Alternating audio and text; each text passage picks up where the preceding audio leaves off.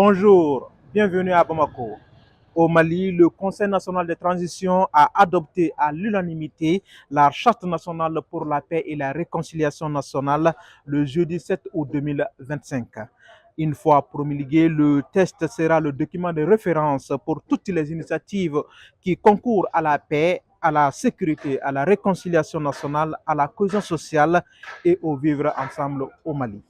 Le test a été examiné et voté lors d'une session extraordinaire. À l'unanimité, les 124 membres du Conseil national de transition CNT ont approuvé ce projet de loi portant Charte nationale pour la paix et la réconciliation nationale.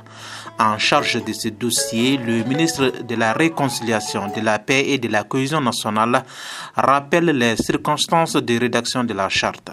Il est quand même important de signaler que cette charte est venue dans un contexte de dialogue intermalien à la fin de l'accord pour la paix et la réconciliation issu du processus d'Alger, mais aussi à la fin de l'annonce du président de la transition, le général d'armée Assimi Goïta, lors de son adresse à la nation pour l'année 2024, où il a parlé de l'organisation d'un dialogue intermalien et pour que nous, les Maliens, nous prenions en compte nos propres préoccupations de façon globale.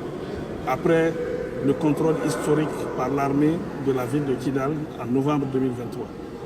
Il est important quand même de signaler aussi que parmi les recommandations de ce dialogue intermalien figurait en place importante la rédaction d'une charte pour la paix et la réconciliation. Pour ces jeunes leaders, cette nouvelle charte est une avancée majeure pour le retour de la paix au Mali. Nous sommes heureux pour l'adoption de la charte par le CNT, un document à portée nationale que tous les Mali attendent pour la paix tant souhaitée et le bon à vivre au Mali. Donc nous sommes très heureux. La Commission de la réconciliation nationale du CNT précise que le texte s'approprie les principes et les règles édictées dans la loi fondamentale, notamment en matière de souveraineté, d'unité nationale, de paix et de cohésion nationale. Malgré cette précision, selon cet analyste, le principal défi se posera lors de l'application du nouveau texte.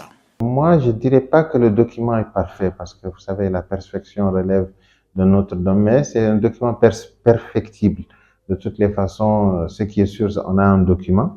Maintenant, il ne s'agit pas tout simplement d'avoir un document. La grande partie, c'est surtout la mise en œuvre. Parce qu'on avait vu par le passé où des accords ont été également signés, des engagements ont été pris, mais souvent, c'est au niveau de la mise en œuvre qu'on retrouve quelques... Autre difficulté qui attend la mise en œuvre de la charte, selon l'analyste, est la position du Front pour la libération de l'Ajawada, qui n'a pas pris part aux activités de la commission de sa rédaction.